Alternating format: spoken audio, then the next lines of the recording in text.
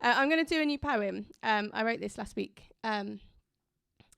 If you follow me on Twitter or are my parents, you'll be familiar with this subject. It's about our neighbours who moved in 6 weeks ago. It has some language in it, but I feel that it's artistically justified. It's called Number 81. The walls are thudding, like my least favourite bands through mud. This is like being stuck in the dance tent at Glastonbury 2016 when it had rained for 4 days solidly, and I had had cystitis since we got there, so I just had the one green tea all evening, except on top of their thudding is their I don't give a fuck laughing, and they don't give any fucks because they are so young and they believe the world owes them something. And every time we have been round to ask them to turn it down, they tell us, why should they have to change anything about themselves just because they live next door to these two idiots? And my dentist gave me a mouth guard to wear at night because stress is making me grind my teeth. The stress of wearing this thing that makes me look like a boxer on top of their thudding laughter is going to make me turn my teeth to dust, and I hate them. And the bed is moving inch by inch across the floor. We have been round 6 times since Tuesday, and the one with so much lip liner, she looks like a Star Wars villain, always answers. And she's always wearing some sort of lacy negligee. And I want to say, you are a student.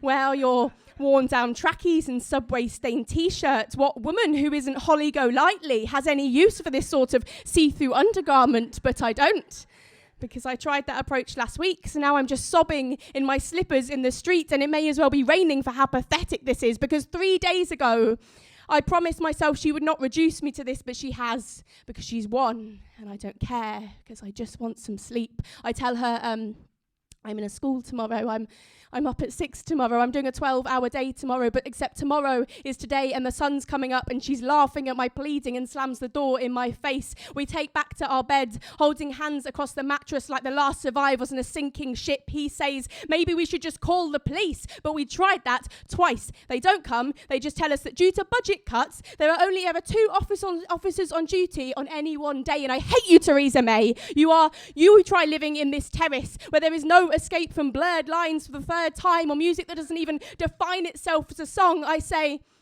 let's just try and do some yoga breathing. But on the 3rd exhalation, another speaker kicks in. He says, we are intelligent adults, we just need to stay strong, but they are so young. And the first time we chanced a complaint, she scoffed at our 9:30 bedtime routine. But when you're 18, 10 Jaeger bombs and an hour's sleep is a bloody luxury. And then 10 years creeps by and you're happy with a small wine, and I'll just stay up to watch the headlines. So I wish this lip-lined girl child the worst night since she downed her first Smirnoff Ice. I wish her empty dance floors. I wish her lights as bright as a Topshop changing room. You can see every makeup mistake. And is that a grey? And I quite like grey hairs. I have a lot of my own. It makes me feel like Rogue from X-Men.